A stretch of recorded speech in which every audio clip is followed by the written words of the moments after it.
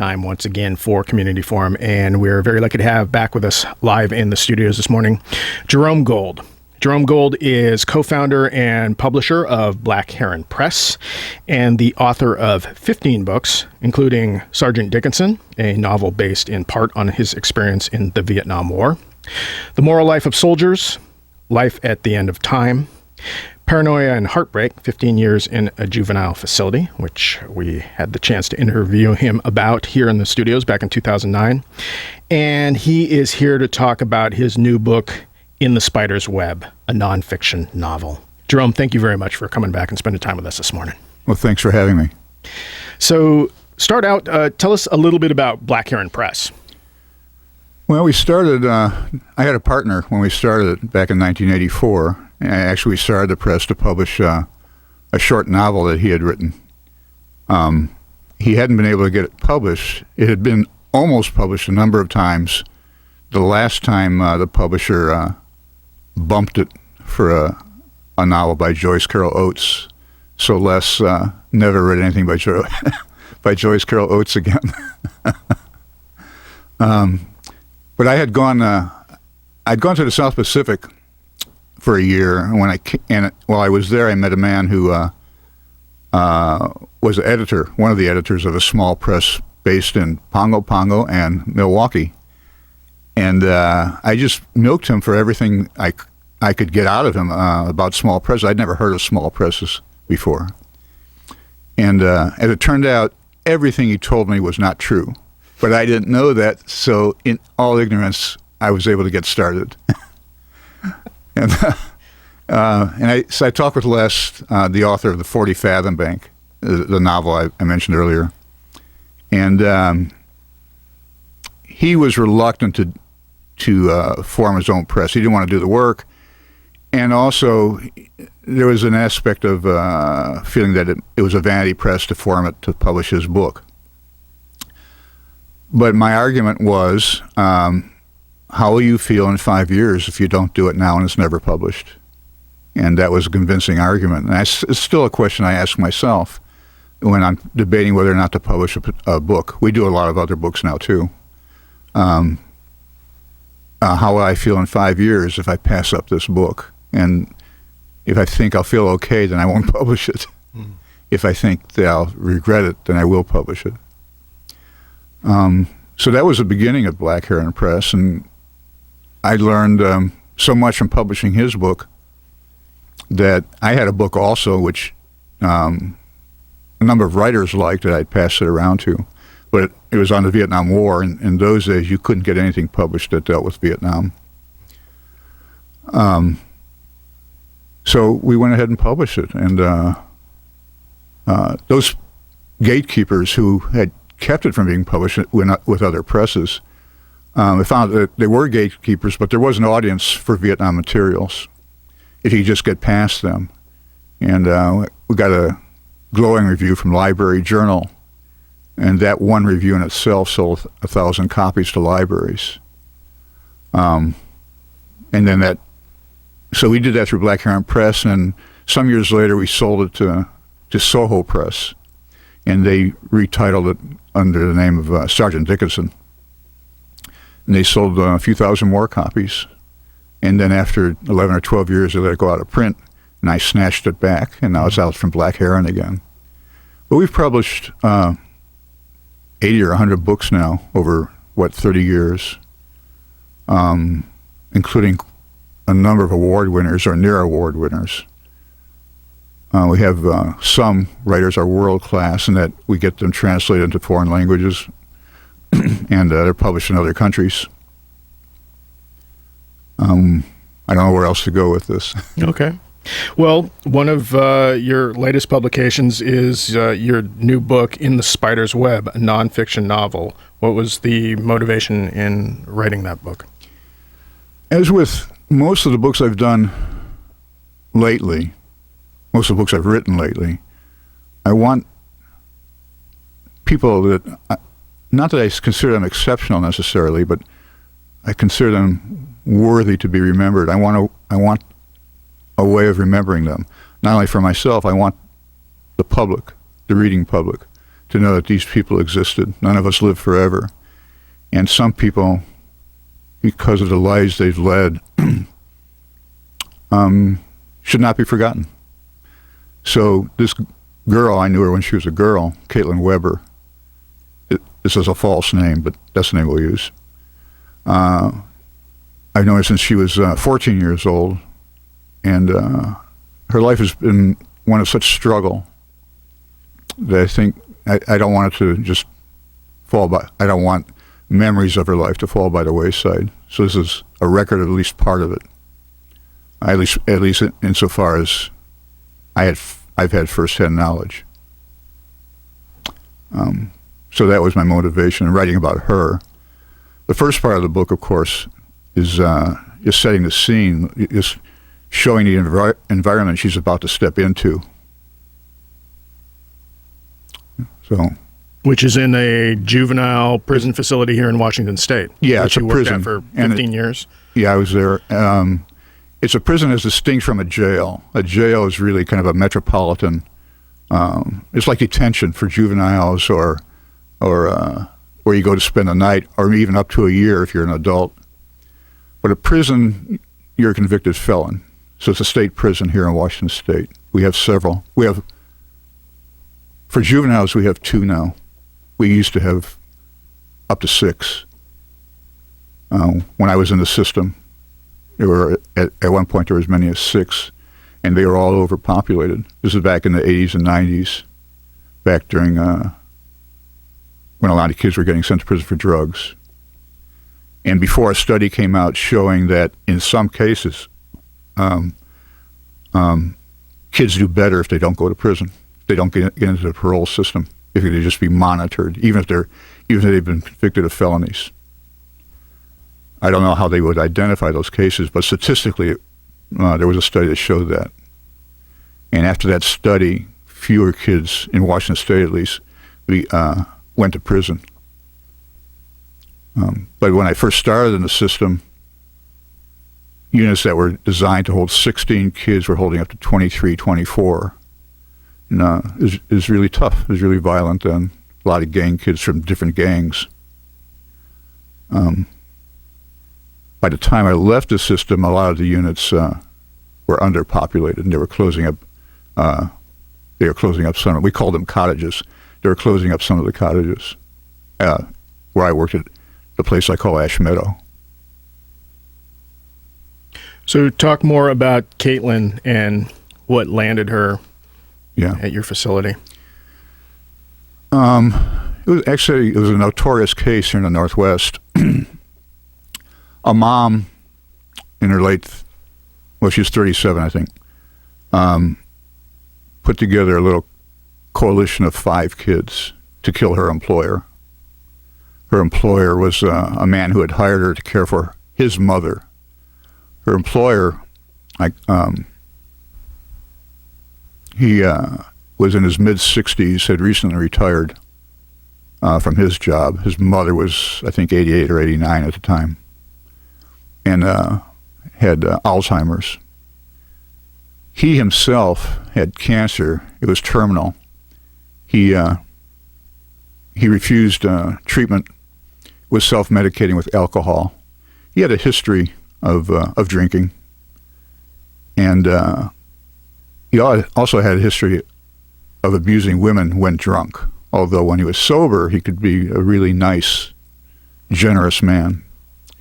But he was increasingly drinking because he was self-medicating, as I said. So he hired Caitlin's mother to, I think I call her Linda, to care for his mother. And so she moved into the basement of his house along with her 3 children, Caitlin being the oldest. And then she found out that he had sold some property and got some cash for it, put it in his account. And so she, I don't know if she ever admitted to that being her motivation, but the prosecutor said it was, and it made sense that it was. But anyhow, she got together Caitlin and 4 other kids. Caitlin was only 13 at the time. The youngest kid was 12. The oldest was 17. to kill him. This included Caitlin's best friend, Sonia. And so they did. They at first, Caitlin and Sonia and some other kids, not those who were ultimately involved in the murder, they were going to kill him. They went to his room with knives and baseball bats, as I recall, and were going to go into his room and kill him while he was asleep, and then they couldn't bring themselves to do it. They just could not do it. And sometime later, a month or two later, again, Caitlin, Sonia, and 3 other kids ambushed him when he came home from work after having been out in the bars. He didn't come home from work, when he came home from the bars. And killed him. As soon as he stepped in the door, they began beating him with bats and ultimately stabbed him. There was this one part, the 2 girls were in the basement with Caitlin's mother and her siblings, and the 3 boys were up above beating the man. And then the 2 younger boys, ages 14 and 16, according to their testimony, they suddenly realized they were really killing this guy. And they hadn't intended to do that. They had agreed to beat him up, but not to kill him. And so they were using souvenir bats, like you're giving away at ball games. And so they dropped the bats and just ran away. And that left the oldest boy by himself, and he called for the 2 girls to come up and help him. Meanwhile, the 2 girls could hear what was going on up above. And Sonia, instead of going upstairs, Caitlin did go up. Instead of going upstairs, she tried to climb out the basement window. But Linda, Caitlin's mother, called her back, saying, "You're not being a very good friend to Caitlin." And I think that's one of the most heartbreaking lines. That out of loyalty, she went back to participate in a murder. And of course, not only did she help to kill somebody, but it affected the rest of her life. That out of loyalty. I think somewhere in the book I have this line or this paragraph about all these kids, these 2 girls and other kids I knew at Ash Meadow who were in for murder or other serious crimes, that they're all there out of loyalty, that they had which we all consider a virtue. The problem was they were loyal to the wrong person. Every one of them. And so there they were. So, I don't remember your question now. Oh, it was just Caitlin's story. So she eventually arrives at your facility and you want to have her on your caseload. Yeah, I got to know, Sonia came to us first, and I liked Sonia. She already had a counselor. I liked her. She was really smart and personable. She was really frightened at first, but once she got past that, she was very personable. And a couple of years earlier, I had another girl on my caseload, and he was pretty damaged, emotionally damaged, and I had helped her, and I was given a lot of credit for the work I had done with her. And I wanted, but she was gone now, and I wanted somebody to raise another girl. I have a biological daughter who by that time was grown and living in Germany, so I hardly ever got to see her. And I probably missed her more than I realized at the time, because my boss commented to me once about knowing how much Caitlin had invested herself in me, but also that I had in her. And I said back, but that's how I get with these kids. And that was true. It was true of boys and girls. But I had this daughter, and she'd been gone for years. So, and Caitlin knew that too, knew that she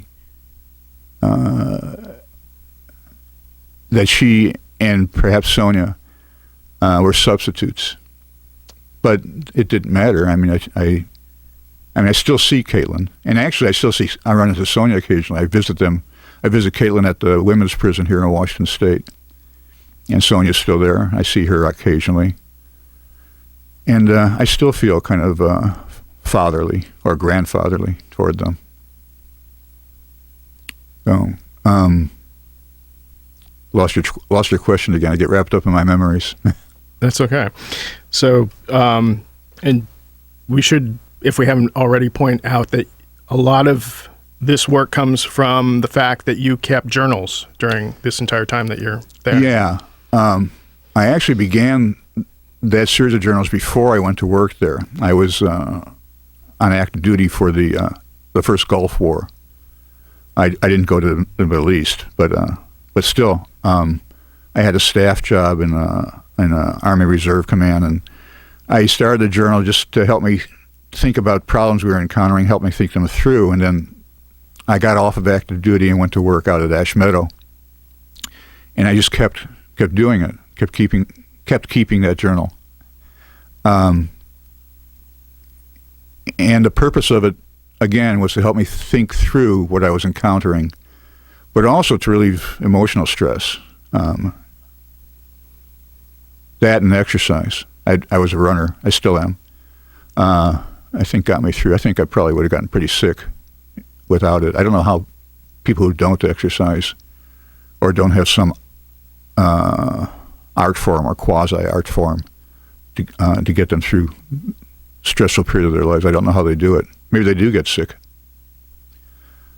So yeah, I kept a journal all that time. I don't much anymore. I still keep a journal, but I don't write in it too much anymore, or rarely. But so I was there for 15 years, and I probably kept a journal kept that particular series of journals for maybe 17 years total. Yeah. Earlier in my life, I'd been involved with other things and doing research in this or that, and I kept journals then too. So it wasn't new to me. But it did affect, my first book, Paranoia and Heartbreak, my first book on Ash Meadow, Paranoia and Heartbreak, is entirely from my journal. It's probably 3/4 of the journal I kept during that period. And this book, the second part of it is in two parts. The second part of it draws heavily on my journal, but also in the first book I limited myself to the journal itself. If it wasn't in the journal, it didn't get into the book. But in this one, I approached it more as a memoir, and so I included some memories, both in the first and second parts of this book, of Spider's Web.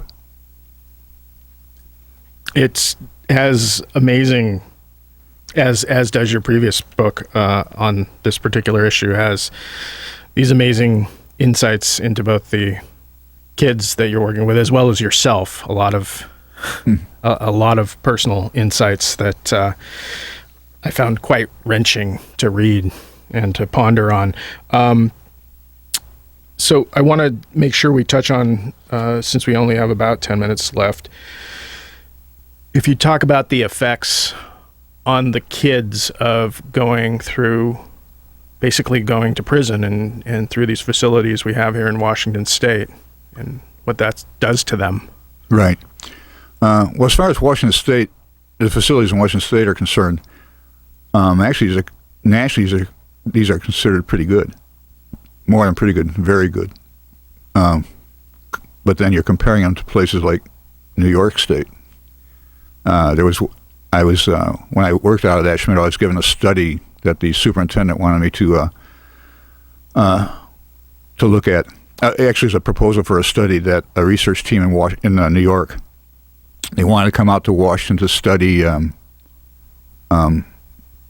our institution, Ash Meadow, and compare it to New York State because they were concerned about violence in the juvenile prisons in New York. And the violence they were concerned with was staff against residents, or staff against inmates. We call them residents.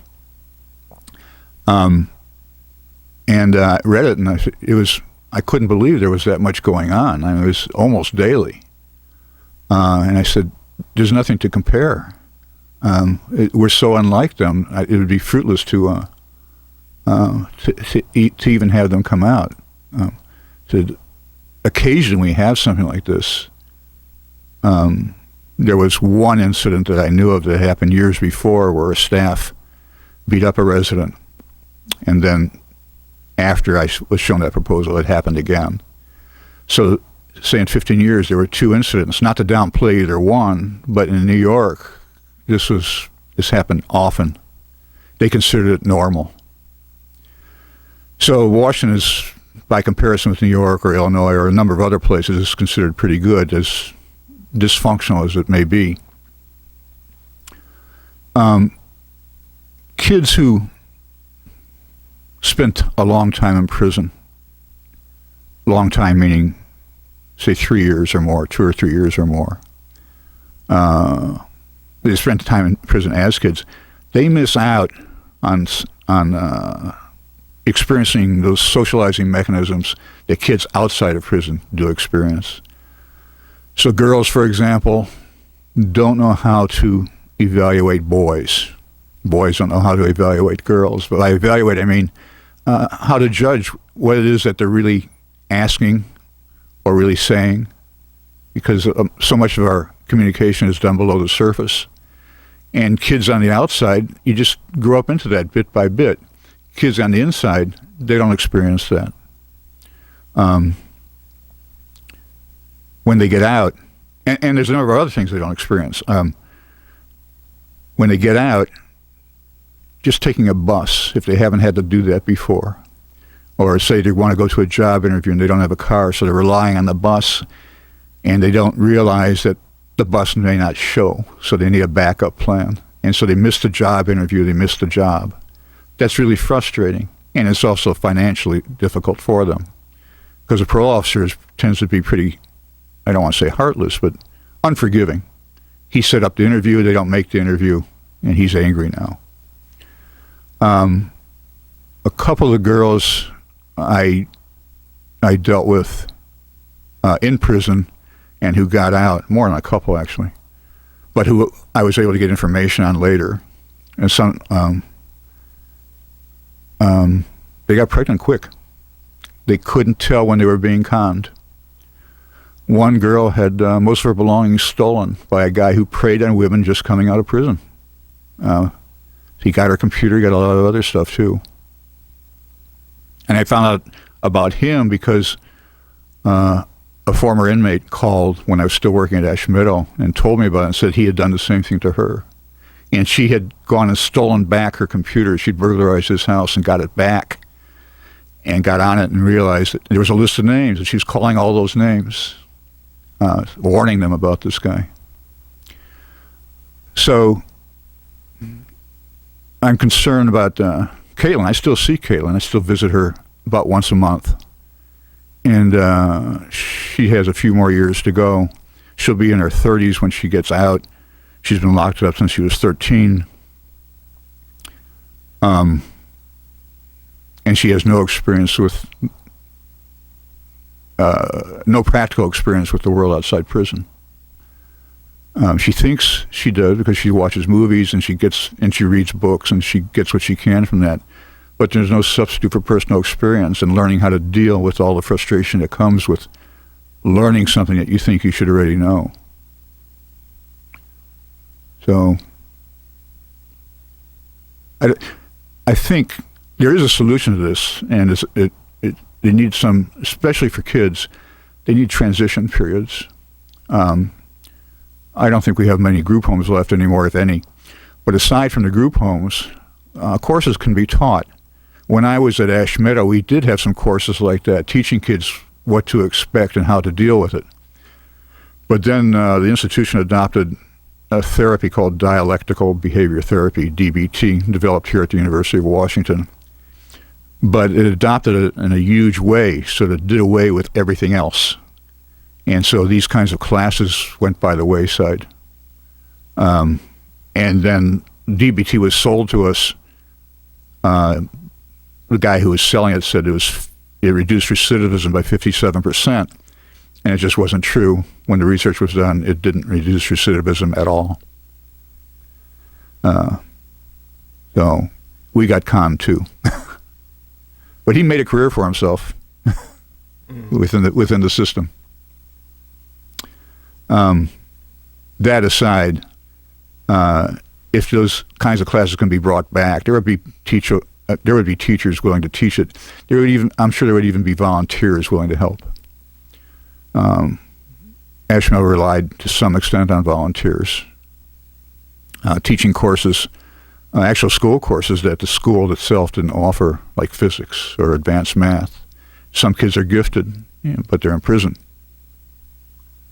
And that particular school, the school there on campus, just didn't offer what many kids needed. It was geared down to special ed. And we did have a lot of special ed kids. We had, at any one time, we had 40 to 45% kids who had mental health problems, enough so that they had to be medicated. The kids had to be medicated, which is comparable to adult prisons, where I think it may even be higher. But in the adult prisons, they don't get the medication. I know just a little bit about adult prisons from having visited Caitlin, and also I went to Monroe once on a tour, actually to speak to the Lifers Club there about writing and publishing, and listening to some of their stories. But mostly I know about the kid system, the child system. So, where do we go from there? So, we just have 2 minutes left. Caitlin's case, do you believe that, she really should have even been in that facility? Yeah, I think so. I think actually it was probably good for her up to a point. And of course, society demands retribution in society in the guise of a prosecutor. She didn't. I don't think, and attorneys and police officers I've spoken with about her case, just in conversation, all of them are astounded that she got a 22-year sentence when she was 13 years old. She had never been in trouble with police before, and neither had Sonia. Sonia appeared before the clemency board, and you could see from their reactions to her story that they were a little surprised too that she was even tried as an adult, sentenced as an adult.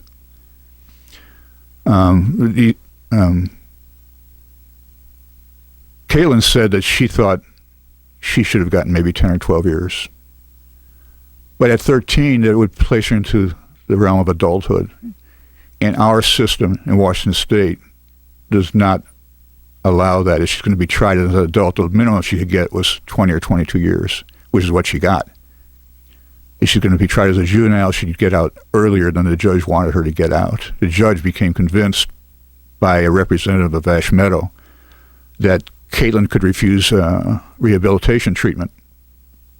The guy lied. The administrator lied. She could not refuse. I was the one who gave her most of that treatment, and she didn't have a choice. She didn't want to take it at first. It turned out she enjoyed it, but at first she didn't want to take it. But she did have a choice. She could spend that time in her room when all the other kids were out at recreation or in school. So she did take those courses. And one of them, aggression replacement training, which I taught, does reduce recidivism. The research shows it does reduce recidivism here in Washington State by 24%, looking at its graduates over a year and a half. So, but we lost that. They canceled that, didn't they? Yeah. Or they replaced it with something else that was ineffective. Right. Okay. Well, unfortunately, a half hour flies by way too quickly, and so we're gonna have to drag you back in to talk about this some more, because this clearly wasn't enough time. I want to thank you for coming and spending time with us this morning. Well, thank you, Mike, for having me.